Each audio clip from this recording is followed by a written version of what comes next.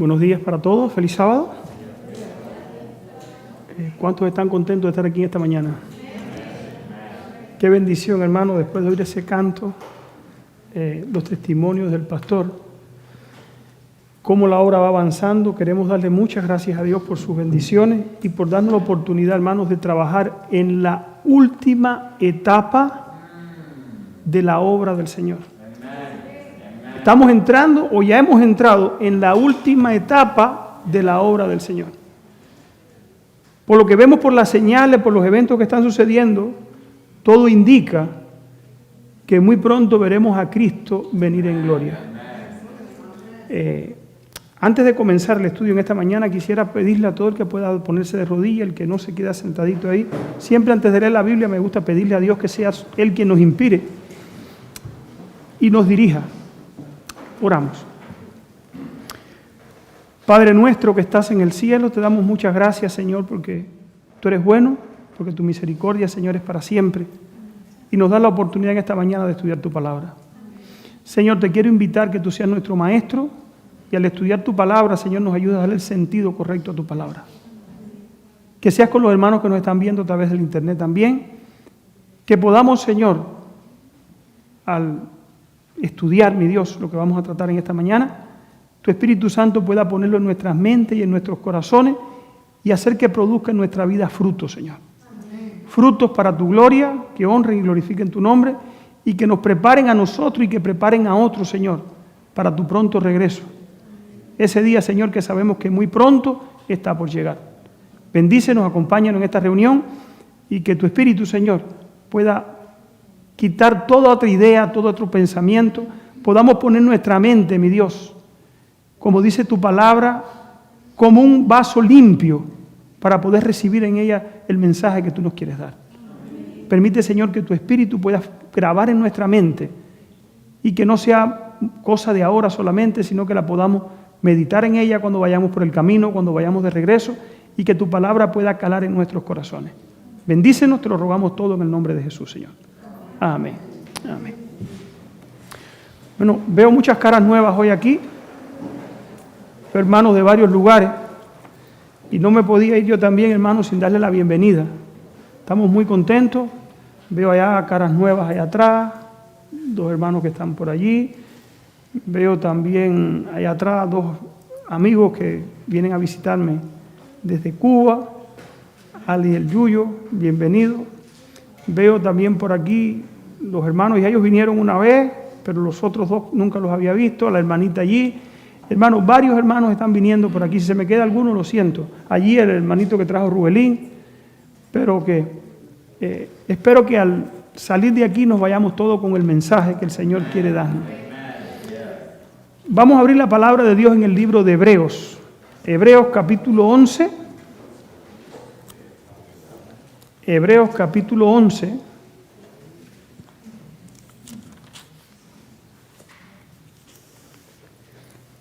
Este es un libro, o este capítulo no se ha terminado de escribir. Muchas veces hablamos así, de hecho, de los apóstoles, pero este es un libro que no se ha terminado de escribir. O bueno, este capítulo, el capítulo 11 de Hebreos, ahí viene una lista de personas que hicieron, ¿cómo decir?, tuvieron un gran significado o sirvieron de ejemplo para los que hemos alcanzado la última etapa de la historia de este mundo. ¿Por qué digo la última etapa de la historia de este mundo? Porque está profetizado para la última etapa de la historia de este mundo la peor crisis también de ¿qué? Que ha habido en este mundo. O sea, la peor crisis no ha pasado. Ni la peor crisis no fue cuando la Primera Guerra Mundial, no fue cuando la Segunda Guerra Mundial, no fue, no sé, cuando cayó el socialismo, el campo socialista en Rusia. No, la peor crisis, nada de eso se compara con la crisis que está por ¿qué? Que está por venir. Y lo que más se necesita para esa crisis es lo que viene en el capítulo 11 de Hebreo, que es lo que ha querido Dios enseñarle a su pueblo desde que llamó al pueblo de Israel. Hemos estudiado la lección de escuela sabática durante toda esta semana y hemos visto en todo un punto común. ¿Cuál es el punto común que hemos visto? Que Dios ha querido enseñarle a su pueblo siempre a depender de ¿quién? A depender de Él. Cada vez que el ser humano se trata de depender por sí solo, se mete ¿qué? Se mete en problemas. Cada vez que el ser humano trata de resolver sus problemas por sí solo, se mete en problemas. O sea, Dios ha querido siempre a su pueblo enseñarle a depender ¿de quién? De Él. Eso fue lo que hicieron estos personajes que vienen en el libro de Hebreos, capítulo 11, los leen en su casa. Nosotros vamos a estudiar solamente hasta el versículo 6. Y quiero sacar de ahí, hermanos, grandes enseñanzas para los que hemos alcanzado la última etapa de la historia de este mundo. ¿Qué Dios quiere contigo? Primero, que yo quiero que te vayas de aquí sabiendo que Dios quiere que tú aprendas a depender ¿de quién? De Él. Para la crisis que viene, hermanos, no, miren, puedes tener todo el conocimiento de la profecía. Puedes conocerte los eventos de punta a punta. Puedes conocerte todas las profecías al detalle. Que si no tienes este elemento, o esta virtud, o este don que es la fe, en tu vida, de nada te va a servir. O sea, si tú no has aprendido a confiar en Dios en este tiempo, de nada te va a servir. Por eso es tan importante, hermanos, que nosotros repasemos esto una y otra vez. Hebreos capítulo 11. Dice el apóstol Pablo, que fue el que escribió este libro, dice, es pues la fe, la certeza de lo que se espera, ese es el concepto, y la convicción de lo que no se ve. Ese es el concepto de ¿qué? De fe. La certeza de lo que se espera, la convicción de ¿qué? Ser seguro de que Cristo viene y convencido de que viene aunque yo no lo vea. Convencido de que Dios va a mi lado aunque yo no lo vea. Que el ángel de Jehová acampa alrededor de los que le temen y lo defienden aunque yo no lo vea. Eso es fe. Eso se necesita, hermano. Eso es tan sencillo así. Una vez alguien puso una historia. Dice que hubo un niño, una niña en un barco y cayeron en la tormenta peor de la vida. Y mientras todo el mundo estaba dando gritos, la muchachita estaba en el barco jugando con sus juguetes. Y alguien le preguntó, ¿y tú no tienes miedo? Dice, no, mi papá está al timón. El papá era el capitán del barco. ¿Qué lección hay ahí? Tenemos que aprender a confiar en la dirección de Dios como ¿qué? Como ese niño. Esa es la gran lección que Dios quiere darle a su iglesia en todas las edades. Dios ha querido darle esa lección ¿a quién? A su iglesia. Pero hermano, qué difícil es aprenderlo. ¿Sí o no? Qué difícil es creer que Dios está ¿qué?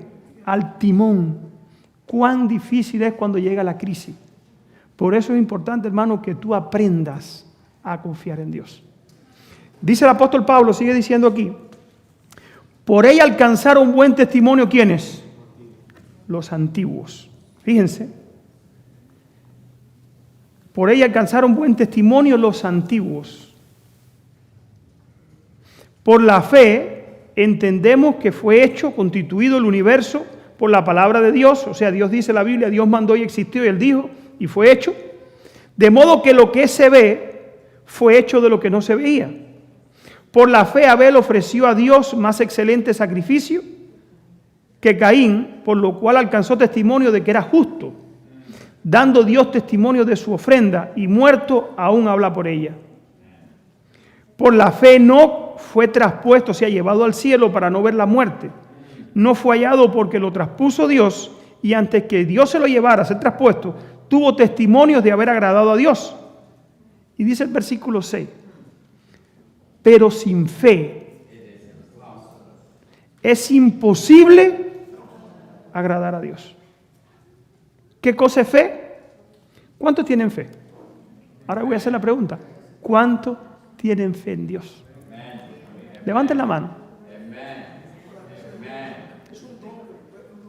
Hermano, eso es un don que se puede pedir, me está diciendo el pastor. Ahora. Y vamos ahorita a ver cómo se desarrolla esta fe. Cuando la fe actúa en persona, que lo hizo temblar, y cuando otros, movidos por la fe, a pesar de eso, siguieron para adelante. Y dice la Biblia que alcanzaron buen testimonio. Ahora, ¿qué testimonio, hermano, se escribirá de nosotros en el cielo? ¿Qué testimonio? ¿Será que hemos confiado en Dios? ¿Que dependemos de Dios? Todo eso lo vamos a ver en esta mañana.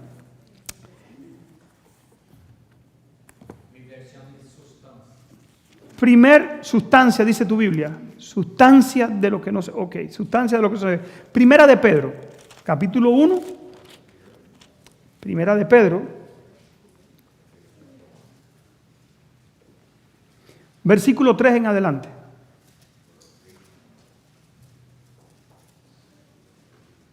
Dice, bendito el Dios y Padre de nuestro Señor Jesucristo, que según su grande misericordia nos hizo renacer para una esperanza viva, por la resurrección de Jesucristo de los muertos, para una herencia incorruptible. Una herencia incorruptible, una herencia que no va a haber muerte, incorruptible, que no va a haber nada que se pierda allí. Esa es la herencia que tienen los que tienen fe. Amen. Pero dice aquí, incontaminada e inmarcesible, reservada en los cielos para vosotros, Amen. Que sois guardados por el poder de Dios, ¿mediante qué? Mediante la fe. O sea, vemos este elemento en toda la vida cristiana. Para que Dios me guarde, yo tengo que ejercer fe. Para que Dios transforme mi carácter, yo tengo que ejercer fe. Para yo vencer el pecado, yo tengo que ejercer ¿qué? Fe.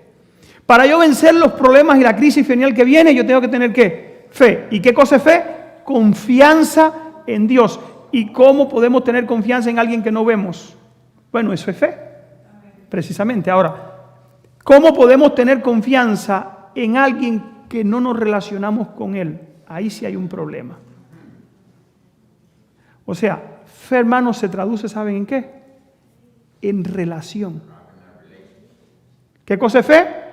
Relación. ¿Qué cosa es confianza en Dios? Relación. Entre más tú conoces a una persona, tú puedes confiar en ella. Si vas a comprar algo y no conoces a la persona, pero si vas a comprar algo y conoces a la persona, y la persona te dice es bueno, y tú la confías en ella porque la conoces, dices bueno. Si es una persona que tú conoces, que no puedes confiar en ella, tú dices, así pasa con Dios, hermano. Dios quiere que nos relacionemos con Él para que aprendamos ¿a qué? A confiar en Él.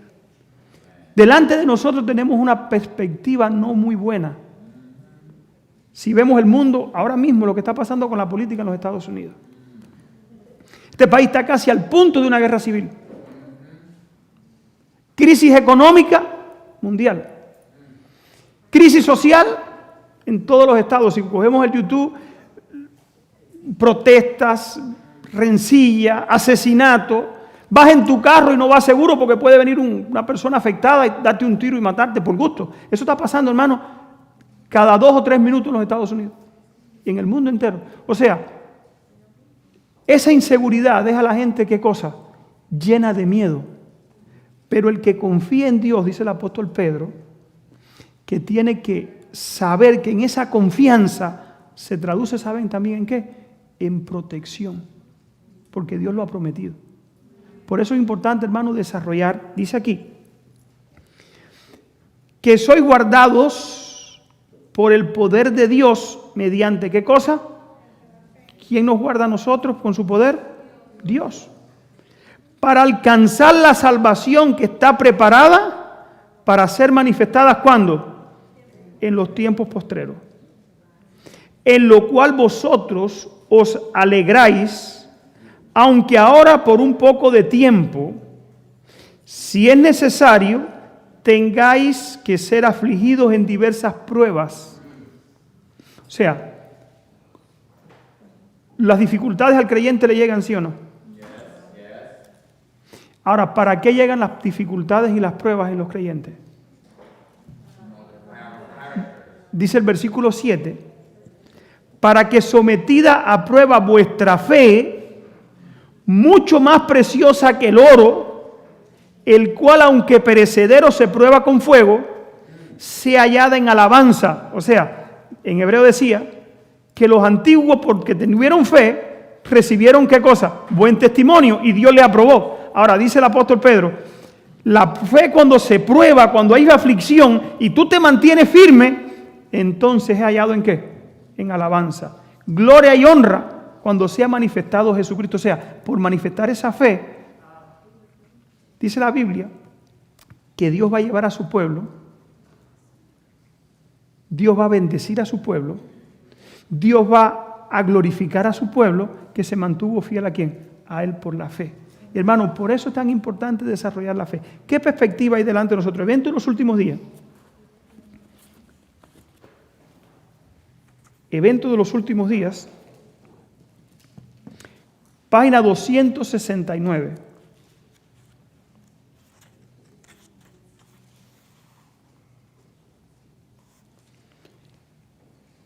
Las 7 últimas plagas.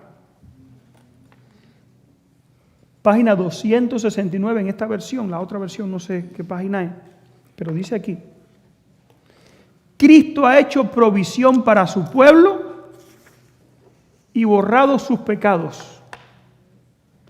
El número de sus súbditos está completo. ¿Cuándo va a pasar esto? Cierre de la gracia. O sea, antes de que se cierre la gracia, el pueblo de Dios tiene que haber alcanzado una fe que confíe y dependa totalmente ¿de quién? De Dios. Ahora, dice aquí, ya Cristo se cerró la gracia, se cerró todo, dice aquí.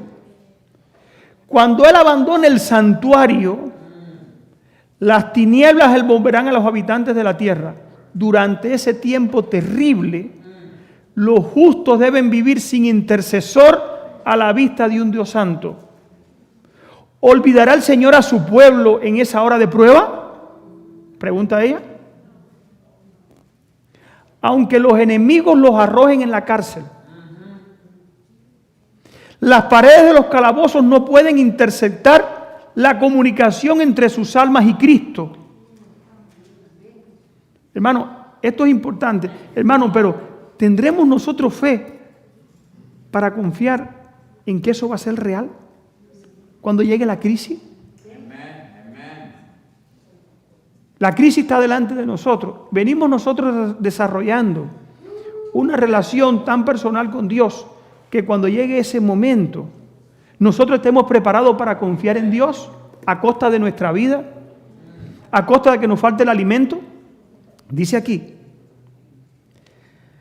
aquel que conoce todas sus debilidades, no se oye aquí. Aquel que conoce, ¿olvidará el Señor a su pueblo en esa hora de prueba? Aunque los enemigos los arrojen en la cárcel, las paredes de los calabozos no pueden interceptar la comunicación entre sus almas y Cristo. Aquel que conoce todas sus debilidades, que ve todas sus pruebas, está por encima de todos los poderes de la tierra. Yo quiero que tú tengas eso en tu mente hoy. El que cuida a Dios, a su pueblo, está por encima de ¿quién? De todos los poderes de la tierra. Anoche yo hablaba con el pastor allá afuera. Hermano, no importa quién esté en el gobierno, sea Trump, sean los demócratas, sea Black Lives Matter, sea quien sea, el pueblo de Dios cuando es fiel, no hay quien lo toque. No hay quien lo toque. O sea, los eventos finales yo no le tengo miedo. Yo sabes lo que yo le tengo miedo, muchas veces lo he dicho aquí, a que lleguen esos eventos y yo no conozca a Dios. Ustedes saben que hay muchos en esta mañana aquí sentados que dicen que tienen fe en Dios y no conocen a Dios.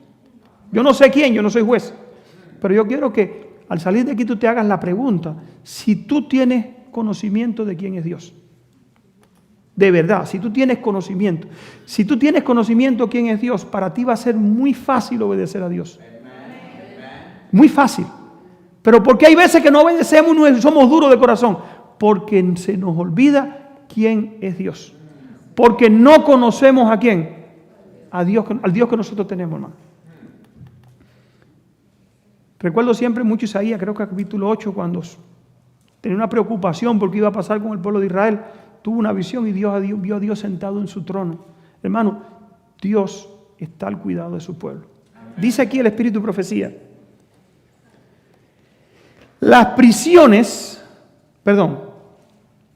Aquel que conoce todas sus debilidades, que ve todas sus pruebas, está por encima de todos los poderes de la tierra. Y acudirán ángeles a sus celdas solitarias, trayendo luz y paz del cielo. Las prisiones del pueblo de Dios se volverán palacios. ¿Por qué? Porque allí viven los que tienen mucha fe. O sea, tenemos que desarrollar esa confianza en Dios ahora, porque cuando llegue la prueba, hermano, a todos nos va a llegar la prueba, hermano, estés en la iglesia o no. ¿Qué es lo bueno? Creamos en Dios o no creamos, estemos en el mundo donde estemos. ¿Y quien dice, yo no me meto en la iglesia porque ¿para qué? ¿Para tener el problema? No. El problema es que el problema va a ser ¿cómo? Universal. ¿Cómo la Biblia lo describe? Vamos a leerlo. Daniel capítulo 12, versículo 1. Ese es el tema. Daniel capítulo 12, versículo 1.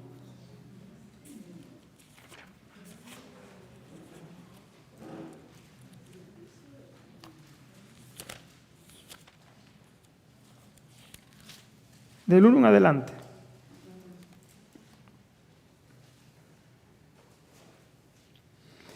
En aquel tiempo se levantará Miguel, el gran príncipe que está de parte de los hijos de tu pueblo, y será tiempo de angustia cual nunca fue desde que hubo gente hasta entonces.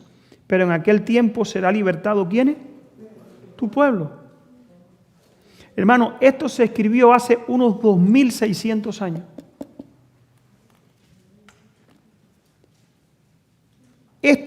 Esta profecía del levantamiento de Miguel, cuando Cristo se levante desde el lugar santísimo, se quite sus vestiduras de ¿qué? De sacerdote. Cristo está ahora intercediendo por cada uno de nosotros y por este mundo en rebelión. ¿Ustedes saben eso? Ustedes saben que los incrédulos le deben la paz y la prosperidad y todo lo que tienen a la obra de intercesión todavía de Cristo en el santuario. Aunque no lo reconozcamos muchas veces, aunque pensamos que todo lo tenemos porque nosotros lo logramos por nuestro esfuerzo, este mundo se mantiene todavía en paz, entre comillas. Todavía la obra de intercesión de Cristo en el santuario celestial, donde Cristo está intercediendo por su pueblo y aún por quienes, por los habitantes de la tierra. Como resultado de eso, este mundo todavía está en ¿qué? Está en una aparente calma. Dice la Biblia que cuando Cristo salga de allí del santuario, dice, será tiempo de angustia cual nunca fue desde que hubo gente hasta entonces. Y ese versículo termina con algo más. Pero de ese tiempo de angustia solamente serán librados ¿quiénes? Solamente, hermano.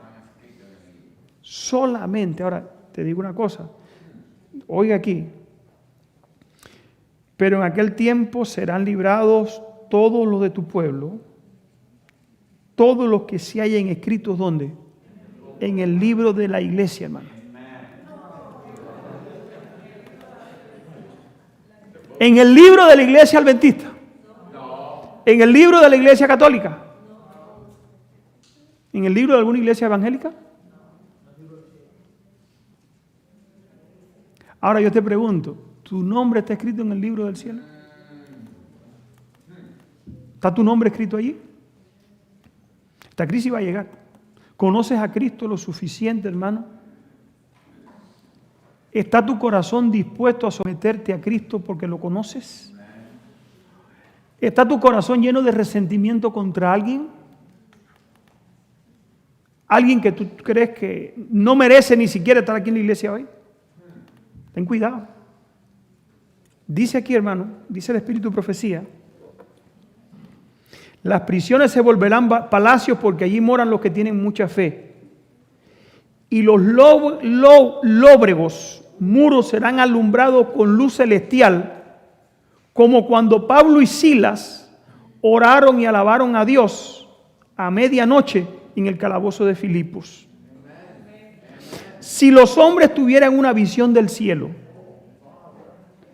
verían compañías de ángeles poderosos en fuerza estacionados en torno a los que han guardado la palabra de la paciencia de Cristo.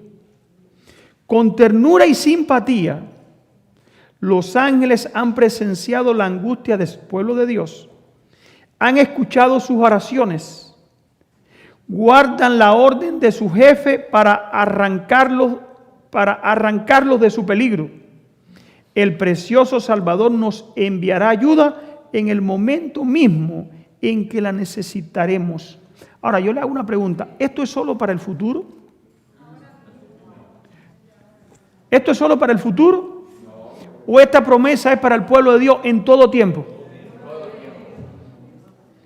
¿Hay que esperar que este momento llegue para desarrollar esta fe? Hermano, eso tiene que ser desde hoy.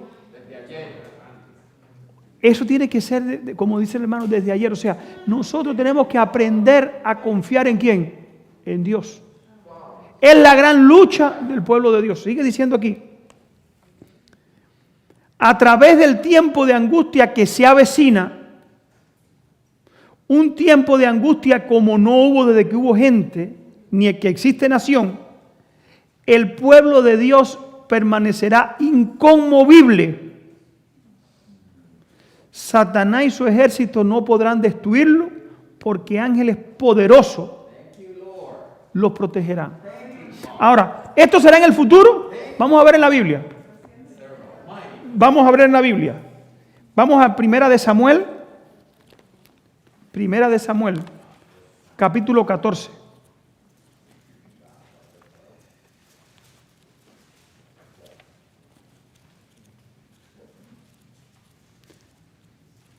Ayer Lediel habló de esto y dije, me está cogiendo el tema. Primera de Samuel, capítulo 14.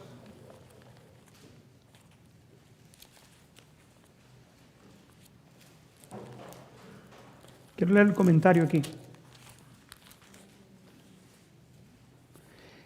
En la Biblia, en esta Biblia, si la Biblia de estudio, el capítulo 14 está con un subtítulo.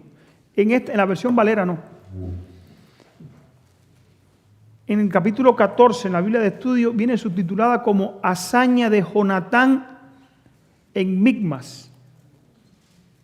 Pero hermano, yo quiero que vean que Dios ha sido siempre el mismo. Dios está buscando personas que tengan una confianza, una relación tan personal con Él, que puedan depender para Él o de Él hasta para echarle gasolina al carro. Yo se los digo, hermano, cosas tan sencillas así. Y cuando digo esto, nosotros decimos, bueno, aquí en Estados Unidos yo trabajo, lo tengo todo y lo resuelvo todo. Hermano, ahorita vamos a ver la condición de la última iglesia precisamente por todas las comodidades que tiene. Tristemente.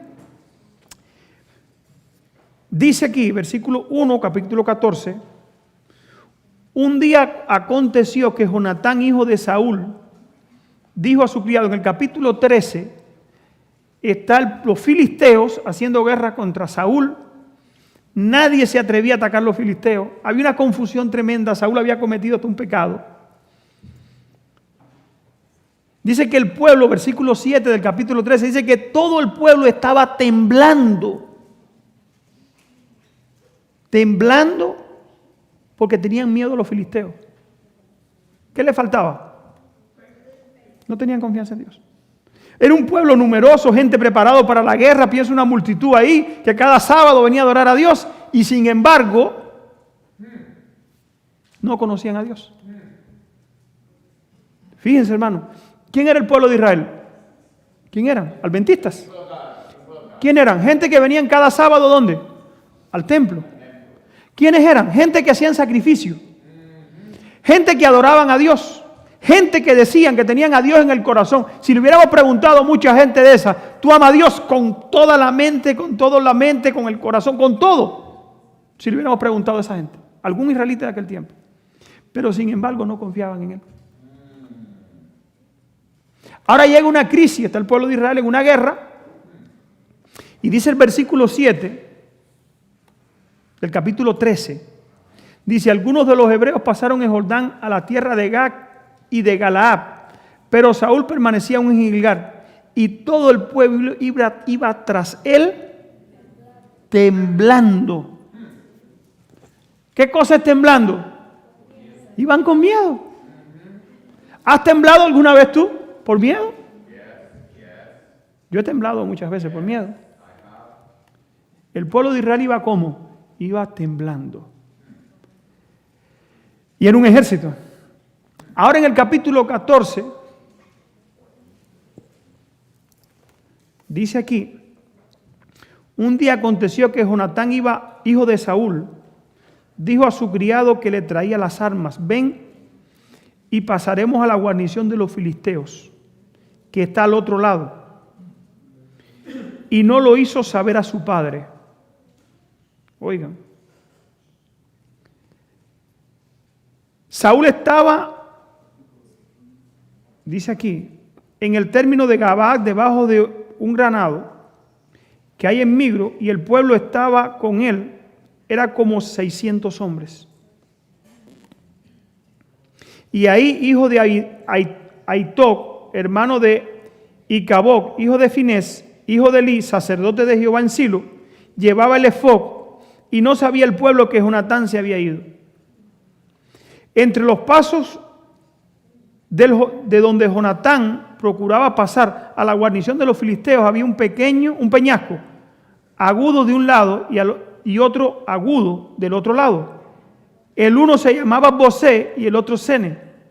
Uno de los peñascos estaba situado al norte de Migma y el otro al sur de Gabá. Dijo pues Jonatán a su criado que le traía las armas, ven, pasemos a la guarnición de estos incircuncisos. Quizás Jehová haga algo por nosotros, que no es difícil a Jehová salvar con mucho o con poco.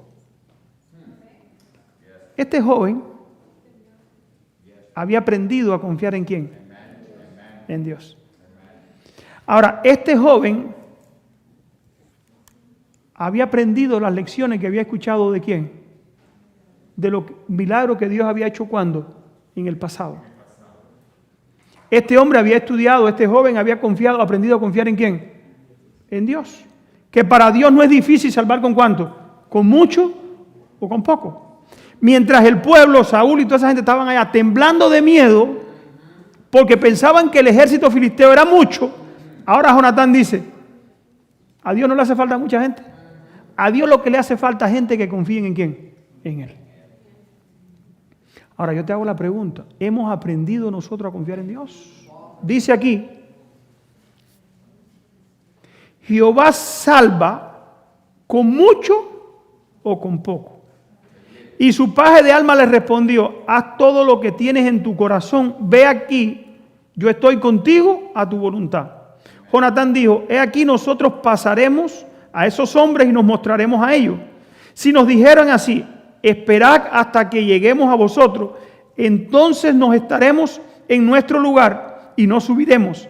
Mas si nos dijeren así, subid a nosotros, entonces subiremos porque Jehová los ha entregado en nuestra mano, esto no será por señal. Se mostraron pues ambos a la guarnición de los filisteos y los filisteos dijeron, he aquí los hebreos que salen de las cavernas que se habían escondido. Y los hombres de la guarnición respondieron a Jonatán y a su paje de armas y dijeron, subid a nosotros y os haremos saber una cosa. Entonces Jonatán dijo a su paje de armas, sube pues tras mí, que Jehová los ha entregado en las manos de Israel.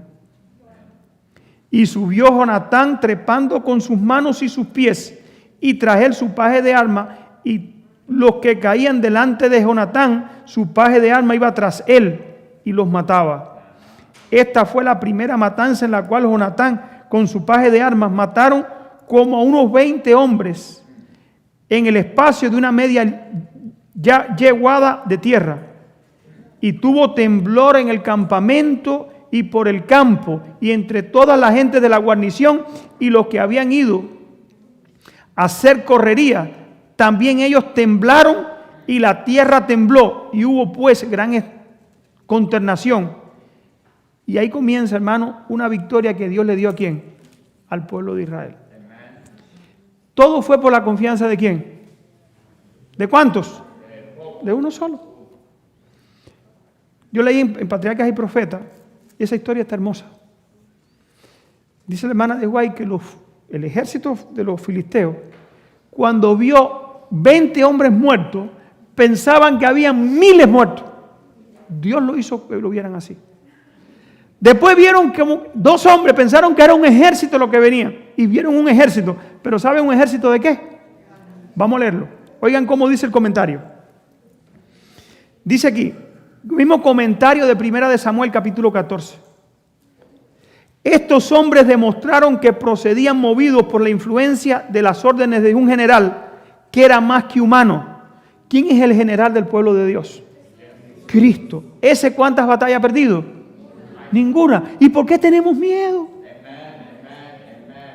Si es nuestro general. Es tu general. ¿Saben cuándo hay miedo, hermano? Les voy a explicar una cosa. Cuando somos desobedientes. Cuando no obedecemos a Dios. ¿Por qué Saúl tenía miedo, hermano? Porque se había apartado de Dios. ¿Por qué Jonatán no tuvo miedo? Porque él andaba bien delante de Dios. ¿Por qué tú tienes miedo a veces? Porque sabes que tu vida no está en armonía con Dios. Si tu vida tú la pones en armonía con Dios hoy, no le tengas miedo a nada. Yo tuve varias experiencias en mi país. Aquí está Ale, que me conoce un poco de mi historia. Yo tuve varias experiencias. Fui a prisión, llegaba la policía, me tocaban en la puerta, me citaban para la policía. Allí trataban de meterme miedo. Vean en YouTube las historias de la gente que hay ahí que la policía le mete miedo en Cuba. Te amenazan que te van a quitar los hijos. Allí sí le amenazaron varias veces que nos iban a quitar los 2 hijos. Estaban chiquitos, ya son grandes, pero en aquel entonces uno tenía 5 años y el otro tenía 9 o 7, 8. Y hermanos, nosotros teníamos miedo también. Pero ¿saben qué nos llevaba el miedo? A orarle a Dios. Cuando hay miedo, tú puedes hacer 2 cosas. Una, salir huyendo, o otra, buscar ¿a quién? Al único que nos puede ayudar. Porque lo que no te pueden arrancar, ¿saben qué cosa es? Es la confianza en Dios. Eso no te lo puede quitar nadie. La confianza en que tú estás sirviendo al general, el que está por encima de ¿cuánto? De todos los gobiernos de este mundo. Aún de Donald Trump, el más poderoso que hay en este momento en el mundo. Por encima de ese está Dios. Y por encima de Dios no está ni Satanás, ni los demonios, ni ningún problema que tú tengas. Y dice aquí, este joven fue movido por un general que era más que humano. En apariencia, y ahora le voy a hablar aquí a los hermanos que no tienen fe y siempre están hablando, no, pero ten cuidado porque parece, en apariencia, los riesgos que corrían eran temerarios. ¿Cuántas veces hemos escuchado, hermano, oye, pero es una temeridad tuya hacer eso? Eso es provocar. Hermano, hay veces que hay que hacer lo correcto, aunque haya personas que se provoquen. Aunque haya personas dirigidas por Satanás, que su mente Satanás la tiene dedicadas al pecado, que no entiendan. Dice aquí, los riesgos que corrían eran temerarios aparentemente y contrarios a todas las leyes militares. ¿Ustedes creen que 2 personas en un ejército puedan contra 300? Y aquí no habían 300, los filisteos no eran 300. Era un ejército de más de 10.000 hombres. Pero parecía que todo estaba perdido. Los 600 que andaban con Saúl estaban abajo de un árbol temblando. Y veían que los filisteos se acercaban y se ponían más lejos y allá estaban temblando. Y sin embargo, 2 personas que tenían fe en Dios. ¿Solamente cuántas? 2. Hermano, esto va en contra de todas las leyes. Hay veces que el creyente tiene que hacer cosas que van en contra de ¿cuánto? De todo pronóstico lógico. Porque la fe se va por encima de ¿qué? De la lógica. La fe se va por encima de lo que tus ojos están viendo. ¿Tú crees que este hombre, Jonatán, no vio un ejército armado? ¿O que era Jonatán experto en artes marciales? No, hermano. Era un soldado. Eso de que en artes marciales uno vence a 50, eso es película. No crean eso es mentira. Hermano, eso se logra solamente cuando Dios está con uno. ¿Qué fue lo que pasó aquí? Varias veces, la Biblia está llena de historias de estas. ¿Se acuerdan cuando Josafat? Dios le dice al pueblo, oye, esta pelea no es tuya, esta pelea es mía. ¿Se acuerdan cuando Jericó? ¿Qué pasó con Jericó? 7 vueltas a la ciudad. Hermanos, nosotros tenemos toda esa historia en la Biblia para que sepamos que nuestro Dios está por encima de todo. La crisis está por venir. Ten temor de no estar preparado. Dice aquí, Dice aquí,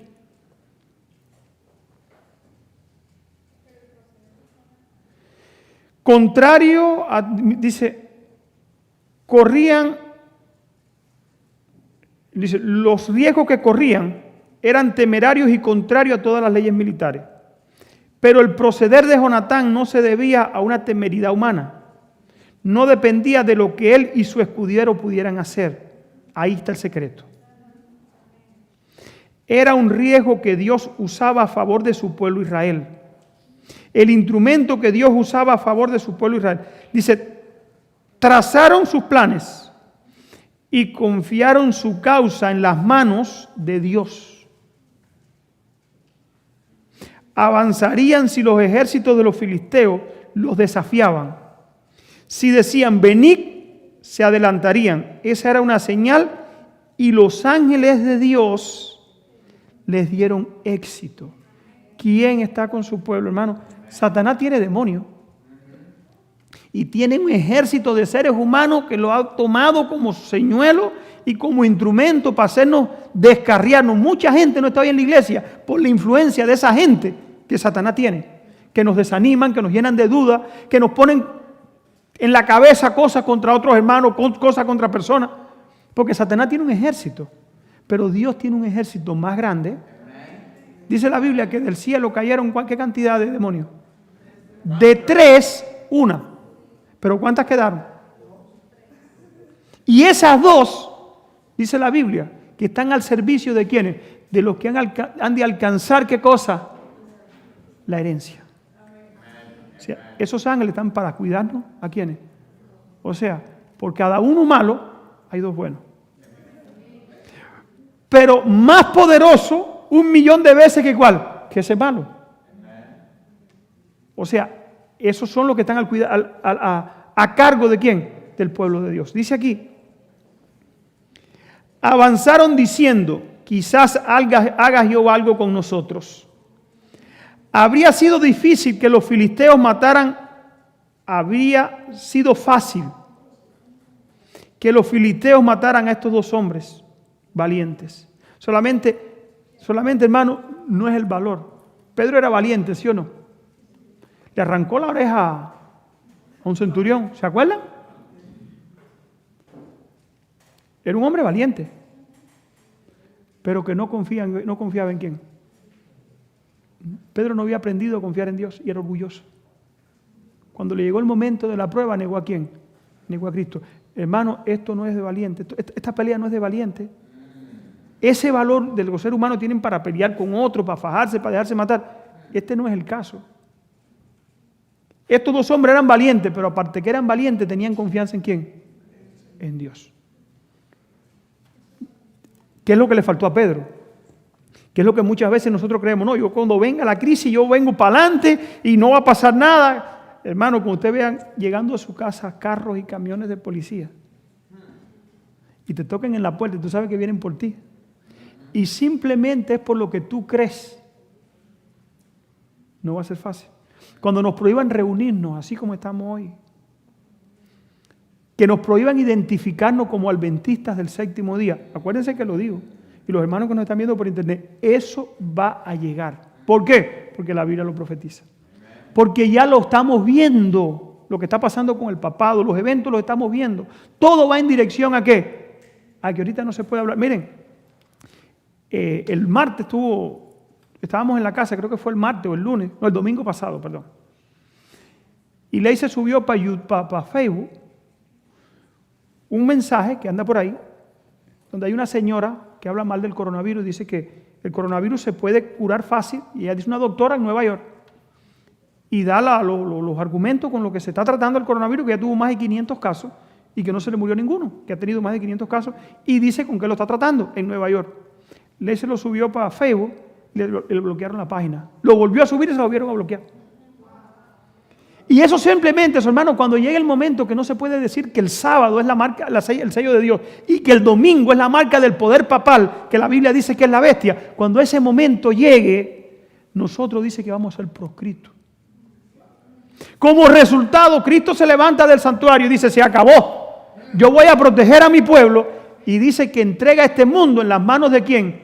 de Satanás. El resultado trae una crisis para el pueblo de Dios, pero desgracia tras desgracia, ¿contra quiénes? Contra los que no tienen el sello de Dios. O sea, de cualquiera de los dos lados va a haber una crisis. Pero en la crisis del pueblo de Dios va a estar el pueblo de Dios ¿cómo? Protegido por sus ángeles, pero no todos los que están en la iglesia hoy. Ahora yo te pongo a preocuparte. ¿Estarás tú entre los protegidos? Tus conceptos que tú tienes en tu mente en cuanto a la religión te pondrán a tono con Dios para recibir el sello de Dios y ser protegido. Yo te pregunto. La crisis va a llegar para el mundo entero. No va a llegar para Estados Unidos solo. Hay veces que la gente dice, no, me voy para otro país porque aquí va a ser peor, hermano. La crisis va a ser mundial. La crisis va a ser terrible. Pero en la crisis terrible, Dios dice que sus ángeles van a proteger ¿a quién? A su pueblo. No a todos los que se dicen ser su pueblo. Ahora les voy a decir.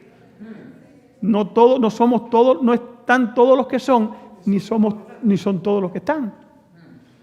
No todos los que están guardando el sábado se van a salvar. ¿Es verdad? Pero todos los que se van a salvar tienen que guardar el sábado. ¿Por qué? Porque el sábado es parte de la ley de Dios. Es la señal entre Dios y su pueblo. No todos los que no comen carne se van a salvar. Pero todos los que se van a salvar tienen que haber cambiado su ¿qué? Su dieta. No todos los que están bautizados en la iglesia se van a salvar. Pero para salvarse hay que estar bautizado. O sea, porque hay quien dice, no, todos los que están ahí se van a salvar. No se van a salvar todos. Incluso, y yo tiemblo cuando digo esto, aún los que predicamos esto, podemos perdernos. Pero eso no quita que el mensaje sea verdad. Eso no quita que los principios que Dios ha dicho en su palabra sean verdad. Eso no quita que lo que viene va a suceder. Y eso no quita que los que se preparen de verdad se van a salvar. Y es la invitación que yo te hago, hermano. La perspectiva está delante de nosotros. ¿Hemos nosotros aprendido a confiar en Dios? Porque es fácil decir, oye, soy cristiano, cada sábado vestirme bonito, venir aquí, decir no trabajo el sábado. Hay incluso hermanos que es triste, hermano. Están esperando que el viernes termine temprano, se van temprano, para poder ir a dormir o trabajar antes de la puesta del sol. ¿Qué está pasando? ¿Dónde está la confianza en que Dios puede sostenernos con alimento, dinero y comida? ¿Dónde está esa confianza? Hoy esa confianza se necesita. Sigue diciendo aquí, oigan aquí, terminar esta nota y ver qué está escrito de la última iglesia. Dice aquí. Había sido fácil para los filisteos matar a estos dos hombres valientes y atrevidos, pero no pasó por sus mentes que estos dos solitarios se hubiesen aproximado con intenciones bélicas, hostiles. Los hombres que estaban arriba se extrañaron y quedaron en suspenso, demasiado sorprendidos para entender el propósito de estos dos. Consideraron que estos hombres como desertores y permitieron que se aproximaran sin hacerles daño. Esa osada operación provocó pánico en el campamento de los filisteos. Allí yacían los cadáveres de 20 hombres y a la vista del enemigo parecía que habían centenares de hombres preparados para la guerra. Y termina ahí diciendo, los ejércitos del cielo se manifestaron ante la hueste del enemigo de los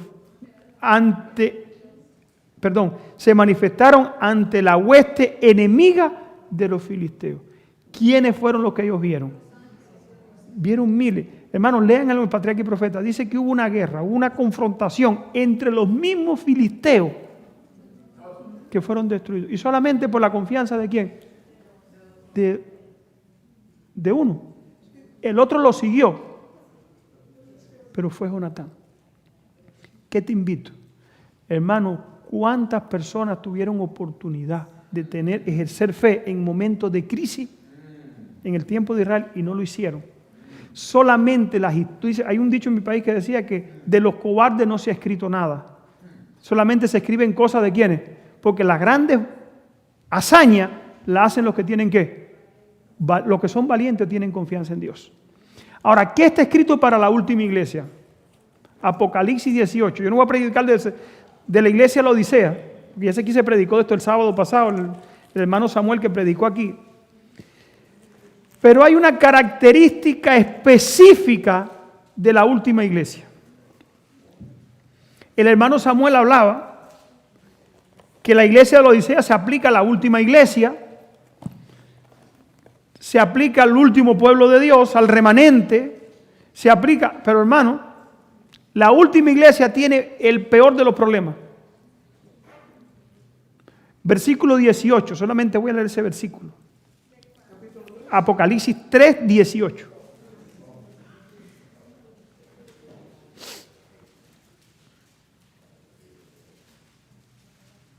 En el versículo 18 está el principal, y el primero y el principal. Después vienen dos más, pero el gran problema de la iglesia de la Odisea dice: yo te aconsejo de que de mí compres oro refinado ¿en quién? Para que seas rico. ¿Qué cosa es el oro refinado en fuego? La fe y el amor. La última iglesia, hermano, lo que está escrito de ellos es que no tiene fe. ¿Saben por qué? Porque nos hemos materializado. Este país materializa a la gente. Y les voy a explicar por qué. Si tienes un trabajo regular, puedes pagar la renta, puedes comer comida, comprar en el mercado lo que necesitas, ¿sí o no? ¿Puedes pagar tu carro? ¿Sí o no? Tienes todos las necesidades básicas cubiertas. Y eso nos hace que se nos olvide ¿quién? Dios. Y nos preocupemos más ¿por qué? Por las cosas económicas. Y como las cosas económicas que tú puedes tener aquí no tienen límites. O sea, si tienes una casa de 2 cuartos, puedes tener una de 5. Depende de tu chequera. Si tienes un carro del 2000, puedes tener uno 2020, aún de 2021, y ahora ya están saliendo los 2021, según la chequera que tú tengas. Entonces la gente se olvida de que depende de Dios y se materializa de tal manera que se le acaba el tiempo para buscarle quién y para tener una relación personal con Dios. El resultado, hermano, jóvenes incrédulos no creen en Dios. Padres que vienen a la iglesia los sábados y los jóvenes no están aquí. Los jóvenes vienen y no entienden lo que se dice. Los hogares desintegrados. ¿Por qué? Cuando yo llegué a este país, la persona que me recibió, no sé si se acuerda, nos dijo: tú te vas a dar cuenta aquí que no vas a tener tiempo ni para tu religión. Yo le dije: usted está equivocado. Yo he visto que muchos vienen religiosos y cuando pasa un tiempo, ni tienen tiempo para ir a la iglesia. Hermano, hasta ahora yo le pido a Dios que no me quite el deseo de buscarle a Dios. Y le digo a cada uno de ustedes, hermano, lo primero en la vida de los seres humanos debe ser poner ¿a quién? A Dios. Muchos están llegando y jóvenes que han llegado aquí de sus países, Rubelín, Leonel, el hermano Mirka que está en Júpiter. Y les digo, hermano, saquemos tiempo para relacionarnos con Dios. La crisis cuando venga va a destruir nuestra chequera. Va a destruir nuestras casas. Va a destruir todo lo que tenemos. ¿Saben lo único que va a quedar? Lo que no nos pueden quitar, que es lo que tengamos puesto aquí y aquí. Lo único que nos va a destruir es eso. La crisis que viene, ahora, va a ser dos cosas. La crisis o nos va a confirmar o va a desenmascarar la hipocresía de muchos que han estado en la iglesia por mucho tiempo, pero como no hay crisis, están aquí. Y va a ser triste. Ahorita estamos en cámara. Ahorita te la respondo. Conflicto de los siglos, capítulo 2.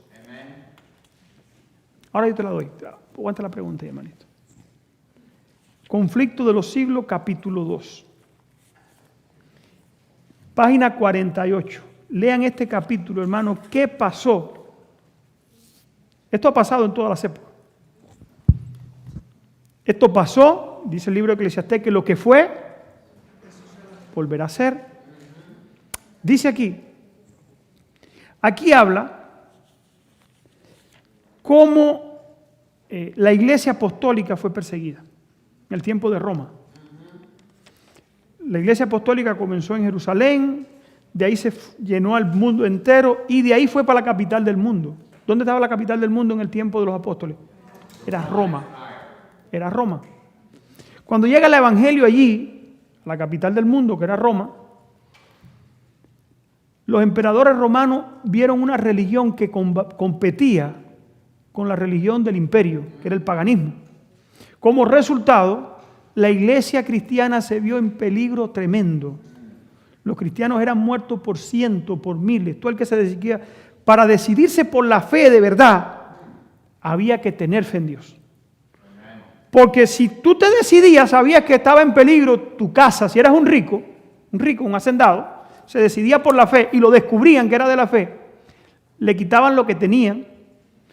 Él y todo el que profesara fe, ¿saben qué pasaba con él? Para la cárcel. ¿Y de la cárcel para dónde? Para el circo. Pero no al circo a hacer maroma, no al circo que se le comieran la fiera. O sea, para determinarse por el evangelio, había que conocer quién era Dios. En estos últimos días la iglesia no tiene problema. Ahora, dice aquí, Satanás se dio cuenta que pasaba algo. Se dejan matar y queda su nombre escrito en el libro, donde él no quiere que tu nombre esté. Se dejan matar por la fe y automáticamente su nombre queda ¿qué? Escrito allí. Yo tengo que hacer algo para que la gente siga en la iglesia, pero su nombre se ha quitado de arriba. Es lo que le convenía. Satanás es inteligente, Satanás no quiere que tu nombre esté escrito allí. Ahora, cuando un grupo veía que se dejaba matar por su fe, decían, oye, eso debe ser tan importante. Y se ponían a investigar, y cuando se ponían a investigar, se hacían cristianos, y entonces estaban dispuestos a perderlo ¿cuánto? Todo. Satanás dijo, no, hay que cambiar la estrategia. Y es la que está usando en estos últimos días. La que usa contigo, la que usa contigo, la que usa con cada uno de nosotros. Esta lucha tenemos que enfrentarla todos los días. Dice aquí, en vista de esto, o sea que la gente moría y se salvaba, Jesús dijo, el que pierda su vida, la salvará, y el que salve su vida, la perderá. Parece un trabalengua. En vista de esto, Satanás se propuso oponerse con más éxito al gobierno de Dios. Implantar su bandera en la iglesia. ¿Dónde? ¿Dónde quiere Satanás tener su bandera? Yo no voy a un centro espiritista. Dice aquí. Si podía engañar a los discípulos de Cristo e inducirlos a ofender a Dios estando en la iglesia, decaería su resistencia, o sea, perderían su ¿qué? Su fe. Y ya no tendrían protección. Su fuerza y su estabilidad. Y ellos mismos vendrían a ser presa fácil. El gran adversario se esforzó entonces por obtener con artificio lo que no consiguió por la violencia. Cesó la persecución y la reemplazaron la peligrosa seducción de la prosperidad temporal. ¿Qué pasó en el pasado? ¿A qué venimos a este país? ¿Qué buscamos aquí? Yo escuchaba muchas, yo no vengo aquí por otro problema económico, el problema mío es problema económico. El sueño americano. ¿La prosperidad cuál? ¿Qué estás buscando? ¿Qué es lo que te preocupa cuando te levantas? Cuando tú te levantas, ¿qué te preocupa cuando llega el viernes, el fin de semana, pagar las cuentas para que te quede qué? Satanás sabe eso. ¿Prosperidad de qué tipo? Temporal, dice aquí. Y del honor mundanal. Los idólatras fueron inducidos a aceptar parte de la fe cristiana. Oye, parte, no toda la fe. Yo vengo el sábado, obedezco en algunas cosas, me bautizo y me meto ahí, oye aquí. Al par que rechazaban otras verdades esenciales. Profesaban aceptar a Jesús como Hijo de Dios, ¿Cuántos creen que Jesús es el Hijo de Dios? Pero todavía esto no te salva. Oye, creían en su muerte y en su resurrección, pero no eran convencidos de pecado ni sentían necesidad de arrepentirse y de que hubiera un cambio en su corazón. El evangelio no es por fuera, el evangelio es por ¿dónde? Es adentro. La gente llega a la iglesia y no cambia, hermano. ¿Por qué? No abandonan el pecado, no abandonan el vicio, no ven el pecado y el vicio como algo que tiene que ser dejado. ¿Por qué? Porque llegan a la iglesia, pero no cambia ¿qué? Vienen a la iglesia, hermano, siendo mundanos y no cambian nunca. Y están en la iglesia 10 o 12 años y creen que se van a salvar. No, hermano, cuando llegue la persecución, esa gente va a salir, hermano, y se van a volver nuestros peores enemigos. Y no se van a salvar. Dice aquí, por eso yo le digo, hermano, tiene que cambiar el corazón. Dice aquí, profesaban aceptar a Jesús como el Hijo de Dios y creer en su muerte y su resurrección, pero no eran convencidos de pecado ni se sentían la necesidad de arrepentirse y cambiar su corazón. Habiendo hecho algunas concesiones y algunos arreglos estéticos por fuera, propusieron que los cristianos hicieran también lo suyo para que estos pudiesen unirse en el terreno común de la fe en Cristo. La iglesia se vio entonces en un gravísimo peligro. Y en comparación con este peligro, la cárcel, la tortura, el fuego y la espada eran una bendición. ¿Será una bendición que la iglesia tenga persecución? Por eso es que al final viene la persecución. Para limpiar a la iglesia de hipócritas que no cambian nunca. Y te lo digo, purificar la iglesia y que aquí queden, hermanos, los que de corazón quieran hacer la voluntad de Dios. Yo no soy juez. Cuando yo digo estas cosas, hermanos, puede ser que yo mismo sea eliminado. Que Dios nos libre. Ahora, no te conviertas en juez y digas, fulano de aquí va a ser eliminado. Eso no te toca a ti. Eso no me toca a mí. Cuando decimos estas cosas, hermano, es para que cada uno haga un escudriñamiento de su corazón. Todos los hipócritas que estaban jugando con el mundo, eso viene otra vez y se tienen que ir de la iglesia. Ahora, yo te estoy diciendo a ti, ¿dónde vas a estar tú? ¿Has desarrollado confianza en Dios para resistir lo que viene? ¿O eres de los que está jugando a ser cristiano? ¿Es de los que ha hecho alguna concesión para disfrazarte de cristiano? Hermano, ese disfraz quítatelo. Dios quiere que seamos fieles. Que confiemos en Él. Dice aquí, termino aquí. Algunos cristianos permanecieron firmes declarando que no podían transigir. Otros se declararon dispuestos a ceder o a modificar algún punto de su confesión de fe y unirse con los que habían aceptado parte del cristianismo, insistiendo en que ellos podían convencer a esta gente por completo. Hermano, cuando usted se junta con los mundanos, usted se vuelve mundano. Olvídese. Y eso fue lo que le pasó a la iglesia en el pasado. ¿Por qué la iglesia en estos últimos días? Hermano, porque está para las cosas mundanales, para las cosas de este mundo. ¿Por qué Dios va a permitir una crisis? Muchas veces lo he dicho. ¿Por qué le permitió Dios al pueblo de Israel la crisis antes de entrar en el desierto, antes de entrar en Canaán? Tenía que purificar el pueblo. ¿Por qué Dios necesita pasar? La iglesia necesita, es necesario. Dice el apóstol Pedro, y ahora les voy a leer esto y van a ver que esto ahora toma sentido. Primera de Pedro, capítulo 1. Verás ahora cómo toma sentido, hermano. Primera de Pedro, capítulo 1.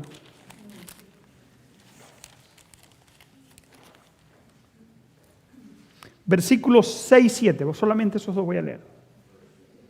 En lo cual vosotros os alegráis.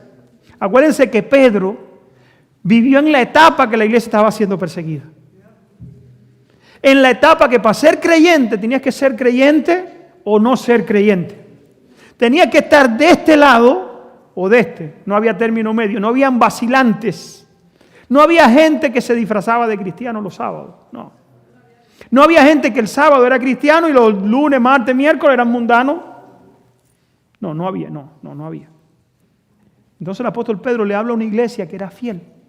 Y dice como Pedro dice: en lo cual vosotros alegráis, aunque ahora por un poco de tiempo, si es necesario, tengáis que ser afligidos de diversas pruebas.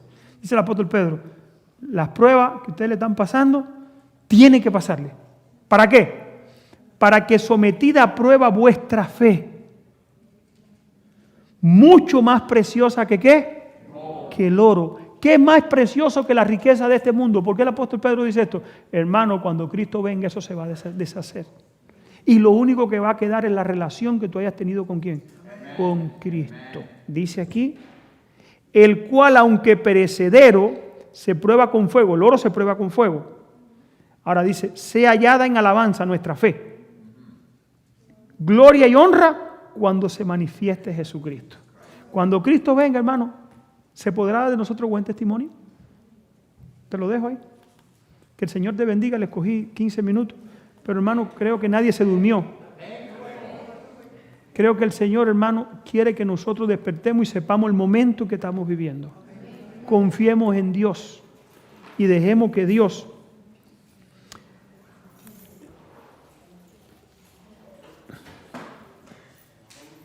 ya guardaron los libros, ¿verdad? Un parrafito más, por favor.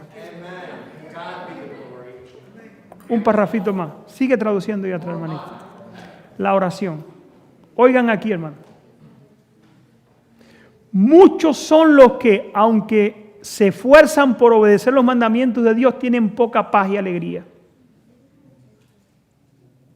Esa falta de experiencia es el resultado de que no ejercen fe. ¿Por qué no hay paz y alegría en el corazón? No tenemos fe. Dice aquí. Caminan como si estuvieran en una tierra solitaria y salitrosa, o en un desierto reseco. Demandan poco de Dios, no tienen una hora, cuando podrían pedir mucho, por cuanto no tienen límite las promesas de Dios. Los tales no presentan correctamente la santificación que viene mediante la obediencia a la verdad por la fe. El Señor desea que sus hijos sean felices, llenos de paz y obediencia. Mediante el ejercicio de la fe, el creyente llega a poseer esa bendición.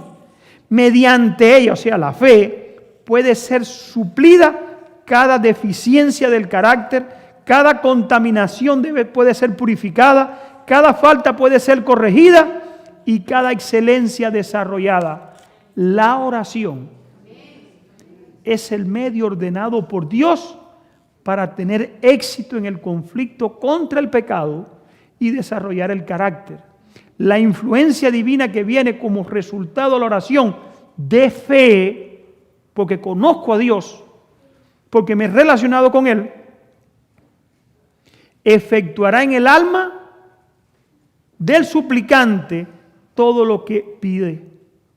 Podemos pedir perdón por el pecado, podemos pedir el Espíritu Santo, un temperamento semejante al de Cristo, podemos pedir sabiduría y poder para realizar su obra y mucho valor, o cualquier otro don que se ha prometido, y la promesa es, se os dará. Que Dios te bendiga, hermano. No podía terminar sin leer este párrafo, porque la promesa es de Dios. Quiera Dios que nosotros entendamos. Vamos a ponernos de rodillas, el que pueda hacerlo, y terminar con unas palabras de oración.